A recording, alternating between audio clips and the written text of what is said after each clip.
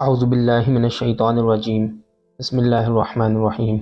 السلام علیکم سامعین، آج ہم عمران خان کی کتاب میں اور میرا پاکستان کے باب چہارم کا آغاز کریں گے۔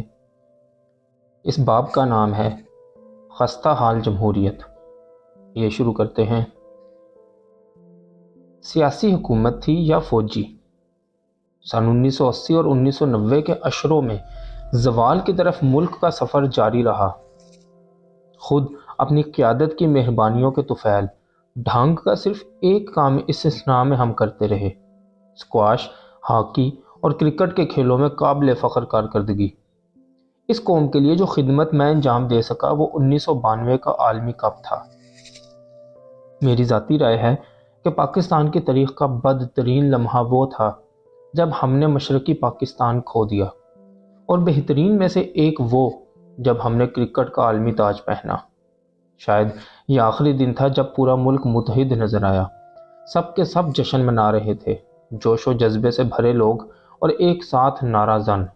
اس روز میں نے جانا کہ یقین کی قوت کس طرح عزم کا شعلہ بھڑکا دیتی ہے۔ اس دن مجھے معلوم ہوا کہ ایک پوری قوم کی فتح کا لطف و انبساط ہوتا کیا ہے۔ کرکٹ کے میدان میں اس روز قیادت کی ذمہ داری مجھ پر تھی۔ سیاست میں یہ کردار بھی مجھے ادا کرنا ہے، انشاءاللہ۔ جولائی 1988 میں جب میں سسیکس کاؤنٹی کے لیے کھیلا کرتا اور لندن میں مقیم تھا، پاکستان سے کسی نے میرے ساتھ فون پر رابطہ کیا۔ یہ میرے دوست اشرف نوابی تھے، جنرل محمد ضیاء الحق کے رفیق۔ انہوں نے پوچھا کہ کیا میں جنرل کی کابینہ میں وزیر بننا پسند کروں گا۔ محمد خان جنیجو کی حکومت ابھی چند ہفتے قبل ختم کر دی گئی تھی، جو شاید ملک کی حالیہ تاریخ کے سب سے زیادہ محترم وزیر اعظم تھے۔ انہیں اقتدار سونپتے ہوئے جنرل کا گمان یہ تھا کہ وہ بہت لچکدار اور اطاعت شعار ثابت ہوں گے، مگر وہ مختلف نکلے اور اپنی بات پر اصرار کرنے لگے۔ خاص طور پر صدر کی طرف سے جنیوا معاہدے پر دستخط سے انکار پر جنیجو نے صدائے احتجاج بلند کی، جس کے تحت افغانستان میں جنگ بند ہو جاتی۔ انہوں نے سرکاری دفاتر میں سادگی کو رواج دینے کی کوشش کی۔ ماضی کے اکثر حکمرانوں کے برعکس جو مغل حکمرانوں ایسی شان و شوکت کے آرزومند اور عادی رہے، اعلیٰ سرکاری افسروں کو انہوں نے سوزوکی کار کا دلکش تحفہ دیا۔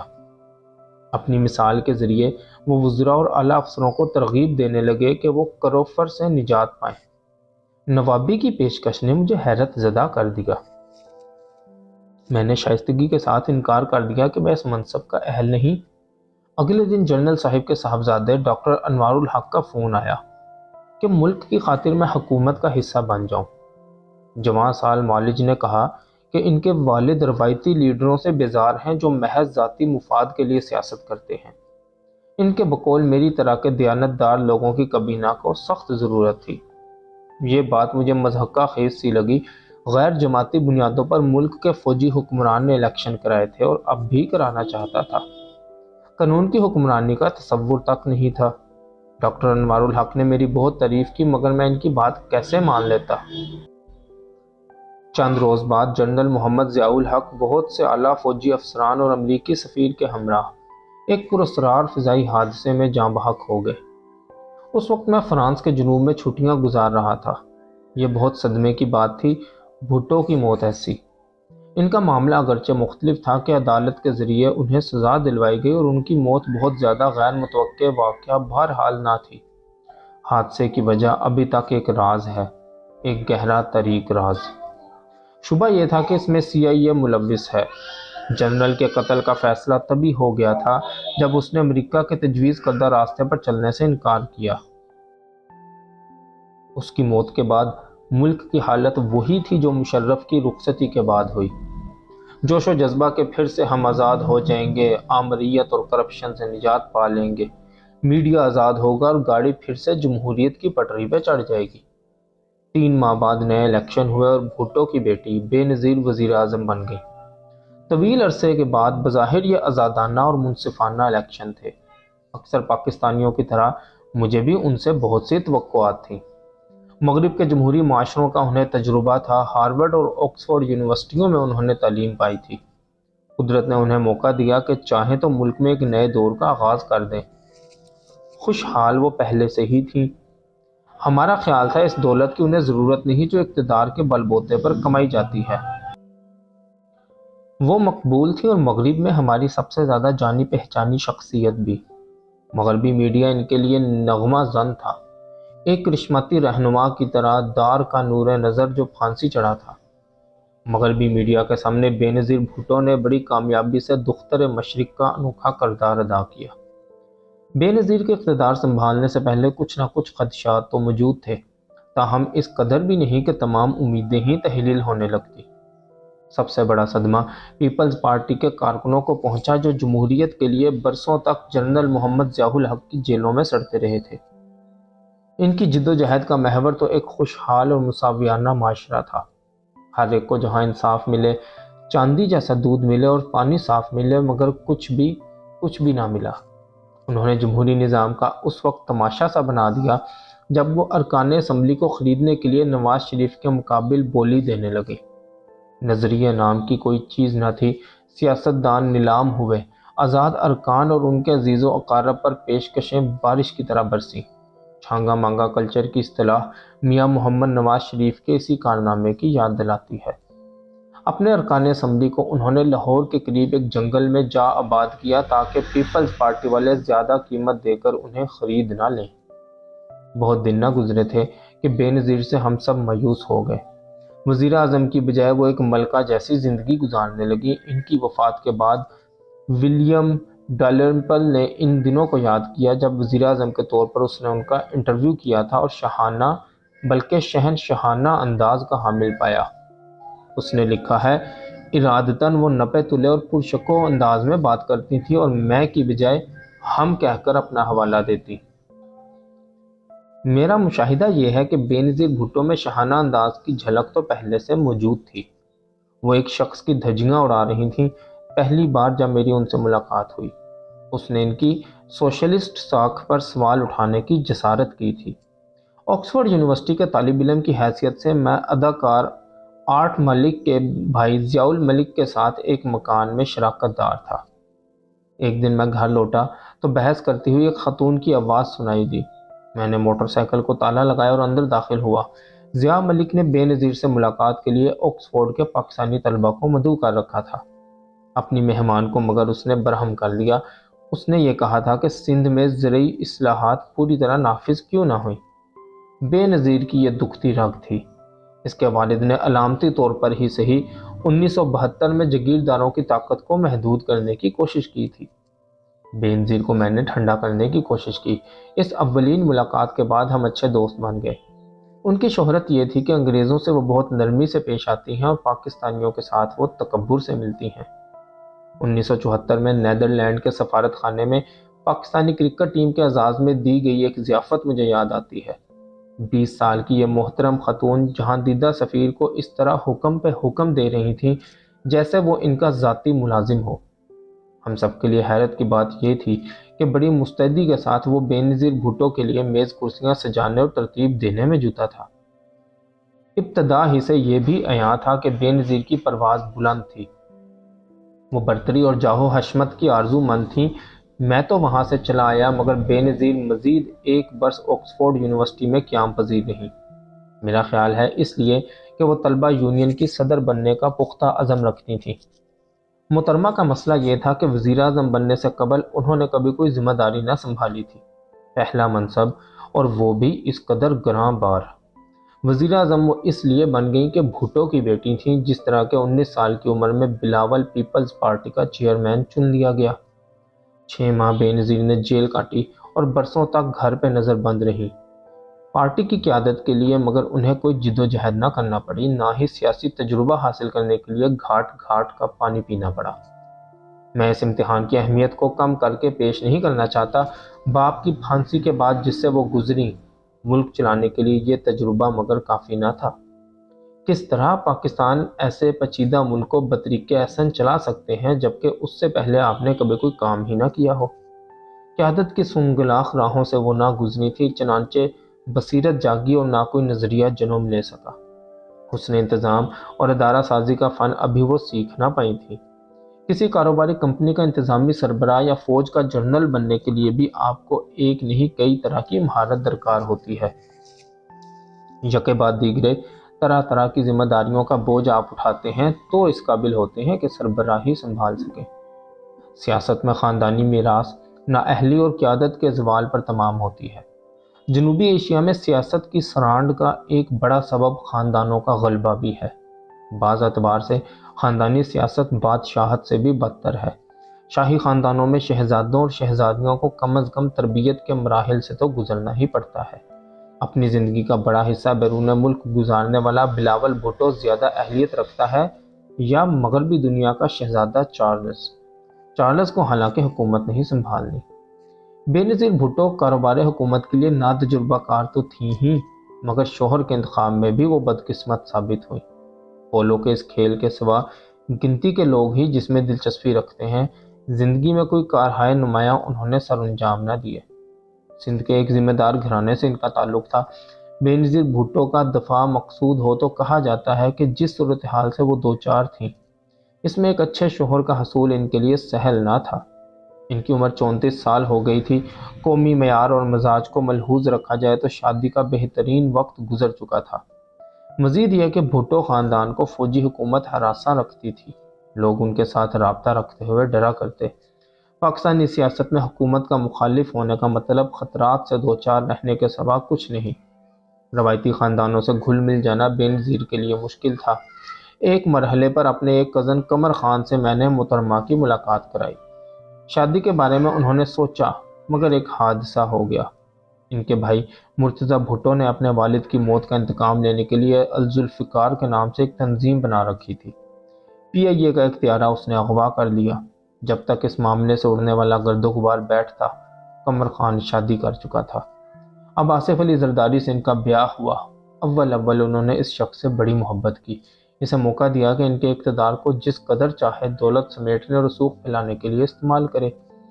ان صاحب نے پاکستان کو ذاتی جاگیر سمجھ لیا، اپنا حق سمجھا کہ طاقت کی نمائش اور سرکاری ٹھیکوں پر کمیشن وصول فرمایا کرے۔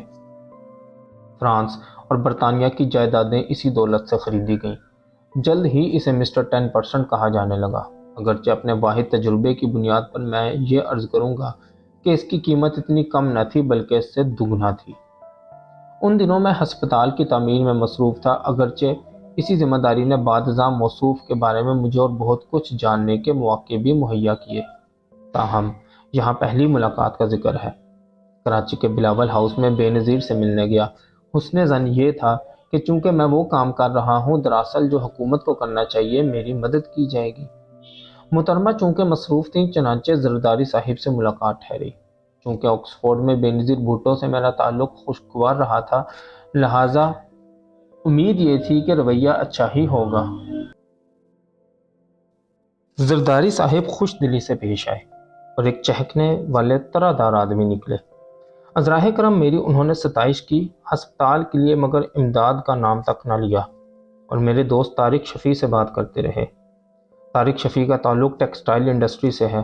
اس کاروبار میں ان کا خاندان ممتاز ہے۔ زرداری نے ان سے کہا کہ وہ سندھ میں 2 فیکٹریاں قائم کریں، ان کے بقول، تاکہ اس طرح وہ اپنے لوگوں کو ملازمتیں فراہم کر سکیں۔ تجویز یہ فرمایا کہ اگر وہ 20% خود انہیں دے سکیں تو تمام سرکاری رکاوٹیں دور ہو جائیں گی اور سرکاری بینکوں سے جتنا قرض چاہیں انہیں مل جائے گا۔ یہ کہنے کی ضرورت ہی نہیں کہ بے نظیر بھٹو یا ان کے میاں نے ہسپتال کی کبھی کوئی مدد نہ کی۔ میری حیرت کا اندازہ کیجئے، 5 برس بعد میرے ایک دوست نوید ملک اس وقت میرے پاس تشریف لائے جب بے نظیر بھٹو کی حکومت کرپشن کے الزامات پر بدنام ہو کر برطرف ہونے والی تھی۔ نوید ملک کو برسوں سے میں نے دیکھا نہیں تھا۔ انہوں نے بے نظیر بھٹو اور آصف زرداری کی فرمائش سے مجھے آگاہ کیا۔ وہ ہمیں شوکت خانم ہسپتال کے افتتاح کا اعزاز عطا کرنے پر آمادہ تھے۔ چھوٹے پیمانے پر کام اگرچہ پہلے ہی شروع ہو چکا تھا، مگر افتتاح کے لیے ہم نے 29 دسمبر 1994 کا دن تجویز کیا تھا۔ ارادہ یہ تھا کہ ایک غریب خاندان سے تعلق رکھنے والی 10 سالہ بچی سمیرہ یوسف کے ہاتھوں سے یہ رسم انجام پائے۔ عام حالات میں ایک ہسپتال کے لیے اعزاز ہوتا کہ وزیر اعظم کے ہاتھوں افتتاح ہو، مگر میں نے انکار کر دیا۔ شاہی جوڑے کو انکار کی قیمت مجھے بعد میں چکانا پڑی۔ کرپشن کی وجہ سے میاں بیوی بدنام تھے۔ انہوں نے یہ سوچا تھا کہ اس شاندار ہسپتال کے افتتاح سے ان کا تاثر بہتر ہو جائے گا۔ 6 ہفتے، پورے 6 ہفتے میں ملک بھر کے گلی کوچوں میں عوام کے درمیان تھا۔ شاید انہوں نے اس میں ایک سیاسی خطرے کی بو سونگھی ہو۔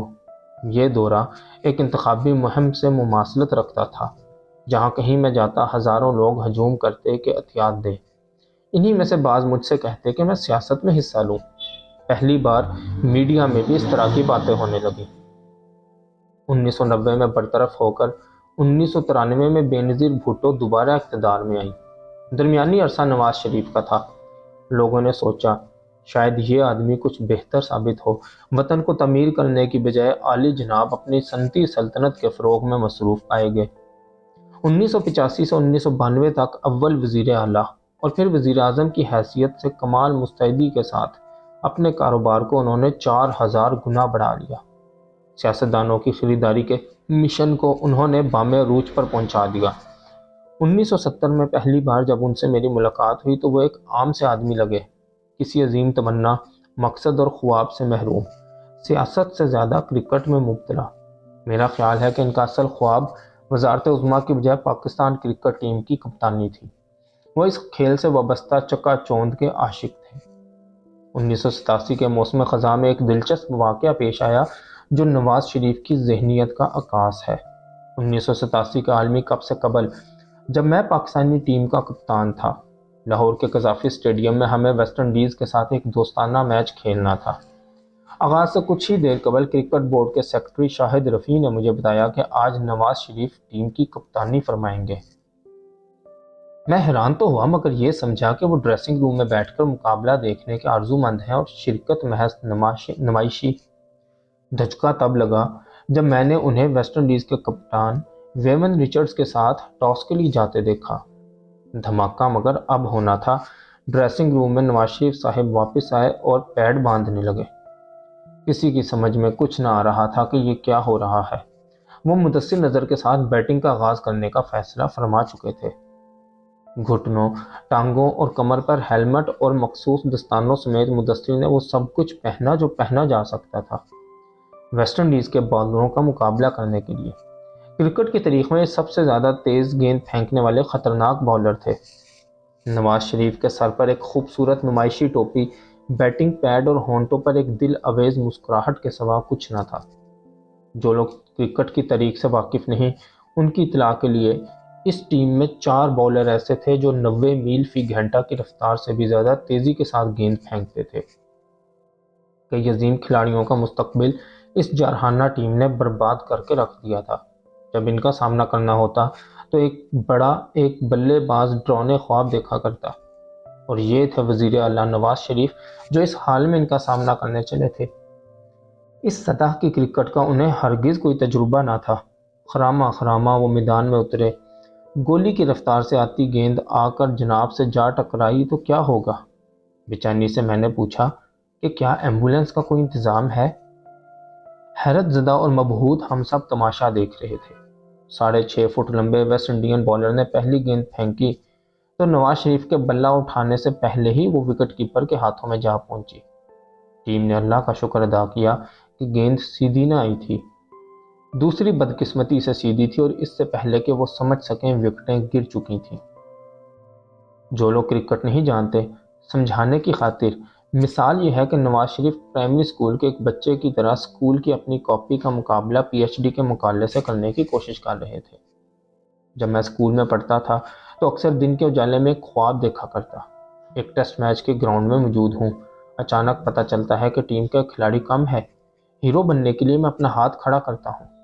نواز شریف کا حال بھی یہی تھا۔ ہنرمندی کی آخری سیڑھی تک پہنچنے کے لیے برسوں کی ریاضت کے بغیر ہی وہ منزل تک جا پہنچنے کے خواہاں تھے۔ ہوش سنبھالا تو مجھے معلوم ہوا کہ زندگی میں کوئی مختصر راستہ نہیں ہوتا۔ کسی بھی شے میں بہترین کامیابی کے لیے امتحان کے مرحلوں سے گزرنا پڑتا ہے۔ یہاں ملک کے سب سے بڑے صوبے کا وزیر اعلیٰ کھڑا ہے، بچوں کی طرح سپنے دیکھتا ہوا، وہ معصوم، کم سن۔ سیاست میں نواز شریف کو ان کے والد نے دھکیلا کہ ان کے کاروبار کا تحفظ کرنے کے قابل ہو سکے۔ بے نظیر بھٹو ہی کی طرح جب ذمہ داری سنبھالی تو موصوف بھی کچھ زیادہ تجربہ نہ رکھتے تھے۔ سوجھ بوجھ اور مہارت کی بجائے جنرل محمد ضیاء الحق کی خوشنودی کے بل پر راستہ بنایا۔ وزیر خزانہ سے 1985 میں وہ وزیر اعلیٰ بن گئے۔ فوجی حکمران ہمیشہ لچکدار سیاستدانوں کے متلاشی رہے اور نواز شریف اس لحاظ سے موزوں ترین تھے۔ قومی ذمہ داری کے بجائے نواز شریف نے اقتدار کو دولت بٹورنے کا ایک ذریعہ سمجھا۔ 1990 میں ایک بار جب وزارت عظمیٰ حاصل کر لی تو خاندان کے اثاثے قومی بینکوں کے قرض کی مدد سے غبارے کی طرح پھولنے لگے۔ ان میں سے کچھ قرضے کبھی واپس نہ کیے گئے۔ صورتحال ایسی تھی کہ کئی اخبارات کو لکھنا پڑا کہ بعض لیڈر کروڑوں اور اربوں ہتھیانے کے لیے بینکوں کو دھمکاتے ہیں۔ شریفوں کے دور ہی میں لفافے کی صحافت پھلی پھولی۔ صحافیوں کو انہوں نے پیسہ دے کر خریدا اور سیاسی کارکنوں کو پلاٹوں کی بارش سے۔ آصف علی زرداری کی طرح نواز شریف بھی پاکستان کے امیر ترین لوگوں میں سے ایک ہیں۔ اقتدار سنبھالنے کے 3 سال بعد بدعنوانی کے الزام میں انہیں برطرف کر دیا گیا، جس کے بعد بینظیر بھٹو پھر سے برسر اقتدار آ گئی۔ سن 1997 میں وہ دوسری بار وزیر اعظم بن گئے۔ ایک کے بعد دوسرے کی باری بدعنوان حکومتوں کی یہ جھولا جھلائی عوام کے لیے ویسا ہی درد سر تھی جیسی کہ خود سیاستدانوں کے لیے۔ آصف علی زرداری کی سیاسی زندگی ہمیں بتاتی ہے کہ پاکستان کا سیاسی نظام کیا ہے اور کس طرح کام کرتا ہے۔ 1990 میں بے نظیر برطرف ہوئی تو اس شخص کو ایوان وزیر اعظم سے براہ راست جیل لے جایا گیا۔ 1993 میں وہ برسر اقتدار آئیں تو اس سے پہلے ہی وہ جیل سے نکل کر عبوری کابینہ میں وزیر بنائے جا چکے تھے۔ 1996 میں محترمہ دوبارہ نکالی گئیں تو موصوف پھر ایوان وزیر اعظم سے زندان میں جا پہنچے۔ جیسے ہی موصوف ملک کے صدر بنے، تمام الزامات سے وہ بری الزمہ ٹھہرے۔ یہ ہے ہمارا نظام انصاف، طاقتور نہیں، وہ کمزور کے خلاف بروئے کار آتا ہے۔ حکمران خواہ جرائم پیشہ ہوں، ان کی حفاظت کرتا ہے۔ بینظیر بھٹو اور نواز شریف جب بھی اقتدار میں آئے، لوگوں نے سوچا شاید اپوزیشن میں اپنے تجربات اور جلا وطنی سے انہوں نے کوئی سبق سیکھا ہوگا، مگر کہاں۔ اکثر لوگوں کی طرح میں بھی اپنے وطن کو مایوسی کے عالم میں ڈھلوان سے اترتا ہوا دیکھتا رہا۔ 1990 کے عشرے میں پاکستانی قنوطیت کا شکار ہونے لگے۔ ملک میں افراتفری اور بدامنی بڑھتی چلی گئی۔ تقریباً ہر قومی ادارہ تباہ کر دیا گیا۔ زندگی کے ہر شعبے میں، ایوان وزیر اعظم سے وزراء تک، وزراء سے ارکان پارلیمنٹ اور افسر شاہی سے پولیس اور عدالتوں تک، کرپشن کینسر کی طرح پھیلتی گئی۔ 1990 میں ہائی کورٹ نے آئی جی پولیس عباس خان سے پوچھا، پولیس میں اس قدر بدعنوانی کیوں ہے؟ ان کا جواب تھا، 25,000 پولیس والے سفارش پر بھرتی ہوئے اور ان میں سے بعض جرائم پیشہ ہیں۔ انہوں نے نواز شریف کی قیادت میں کام کرنے والی پنجاب حکومت کو اس کا ذمہ دار ٹھہرایا۔ سندھ میں پیپلز پارٹی اور MQM کی مشترکہ حکومت نے بالکل یہی طرز عمل اختیار کیا۔ اپنے لوگ انہوں نے قانون نافذ کرنے والے اداروں میں ٹھونس دیے، حالانکہ ان میں سے بعض قانون کے مجرم تھے۔ پولیس اس طرح تباہ کر دی گئی اور یہ جان بوجھ کر ہوا، کیونکہ وہ الیکشن جیتنے اور مخالفین کی زندگی حرام کرنے کے کام آتی ہے۔ معاشرے کا اخلاقی پیرہن ادھڑنے لگا۔ 1996 میں ٹرانسپیرنسی انٹرنیشنل نے 58 ملکوں کے مقابلے میں پاکستان کو دنیا کا دوسرا سب سے زیادہ کرپٹ ملک قرار دیا۔ معیشت کا حال بھی یہی تھا۔ بالواسطہ ٹیکسوں کی وجہ سے بے روزگاری اور افراط زر نے فروغ پایا۔ عام لوگ جرائم کی طرف مائل ہونے لگے۔ 1990 کے عشرے میں معیشت کی شرح نمو کم ہوئی، برآمدات، ٹیکسوں کی آمدن اور ترقیاتی اخراجات بھی کم ہوئے اور غربت میں اضافہ ہوا۔ 1998 میں ایٹمی دھماکوں کی وجہ سے عائد ہونے والی اقتصادی پابندیوں کی وجہ سے صورتحال مزید گھمبیر ہو گئی۔ جس چیز نے مجھے سب سے زیادہ دکھ پہنچایا وہ ماحولیاتی آلودگی اور ثقافتی بحران تھا۔ میرے لیے ملک کا حسن شہروں میں نہیں، پہاڑوں اور میدانوں اور وادیوں میں ہوتا ہے۔ 1980 کے عشرے میں ماحولیاتی حسن کو برقرار رکھنے کی تحریک جوبن پر تھی۔ ادھر پاکستان میں ہم ہر وہ چیز بے دردی سے برباد کر رہے تھے جسے بچا رکھنا ضروری تھا۔ جنگل کٹ گئے، دریا آلودہ ہوئے، تاریخی یادگاریں خستہ و بدحال اور سب سے بڑھ کر جنگلی حیات معدوم ہوتی گئیں۔ جمہوری حکومتوں میں جنگل اور بھی زیادہ تیزی سے کاٹے گئے۔ درختوں کی غیر قانونی کمائی سے اندھا دھند دولت کمانے والے ٹمبر مافیا کے سرکردہ اتنے امیر ہو گئے کہ پارلیمنٹ میں پہنچنے لگے۔ برطانوی اخبار گارڈین نے لکھا، درختوں کو تباہ کر دینے والی مافیا پاکستان میں سب سے زیادہ طاقتور جرائم پیشہ گروہوں میں سے ایک ہے۔ ہر سال اربوں روپے کے شجر وہ کاٹ پھینکتے ہیں۔ 1993 کے موسم گرما میں جب میں شاہراہ قراقرم پر محو سفر تھا، مجھے 50 میل تک دیار کے درختوں کی لاشیں نظر آئیں۔ مجھے اس قدر رنج پہنچا کہ نگران وزیراعظم معین قریشی کو میں نے ایک خط لکھا۔ ان لوگوں کے خلاف انہوں نے کارروائی کا آغاز کیا، مگر کب تک؟ مسئلہ یہ بھی ہے کہ برطانوی راج کے بعد سے اب تک جنگلات تباہ کرنے کے خلاف بنائے گئے قانون میں ترمیم نہیں کی گئی۔ فقط چند سو روپے جرمانہ عائد کیا جاتا ہے۔ 2009 میں اقوام متحدہ کے ادارہ خوراک و زراعت کی طرف سے کیے گئے ایک سروے کے مطابق پاکستان میں جنگلات کی شرح دنیا بھر میں سب سے کم ہے، یعنی 2.5%۔ دوسری طرف ہمارے یہاں جنگلات کاٹنے کی رفتار ایشیا میں سب سے زیادہ ہے، یعنی 2.1% سالانہ۔ ملک کا بڑا حصہ چونکہ برانی اور نیم برانی ہے، لہٰذا جنگلاتی علاقہ یوں بھی بہت کم ہے۔ اس پر بڑے پیمانے کی غیر قانونی کٹائی، چنانچہ اس پر کوئی تعجب نہ ہونا چاہیے کہ سیلاب معمول بنتے جا رہے ہیں۔ ایک کے بعد دوسری حکومت نے جنگلات اور آبی وسائل کو محدود تر ہونے دیا، جبکہ بڑھتی ہوئی آبادی کے لیے وسائل کم سے کم تر ہوتے چلے گئے۔ بدقسمتی سے ماحولیاتی حسن اور جمالیاتی تقاضوں کا ہمارے سیاستدانوں کو ہرگز کوئی ادراک نہیں۔ ان میں سے اکثر روپیہ کمانے کے لیے بےتاب رہتے ہیں۔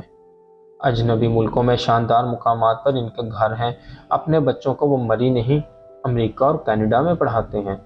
قوم کے مستقبل سے ان کی کوئی وابستگی نہیں۔ جب بھی حکومت بدلتی ہے تو بددیانت سیاستدانوں کے ریوڑ باہر کی راہ لیتے اور اپنے محفوظ ٹھکانوں میں پناہ گزین ہو جاتے ہیں۔ جب تک وہ وہاں ٹھہرتے ہیں، جب تک حکومت کمزور نہ ہو جائے، اس کے بعد شکار کے لیے واپس آ جاتے ہیں۔ ان میں سے جو شہروں میں آباد ہیں وہ پاکستان کے دیہی علاقوں سے یکسر نابلد ہیں۔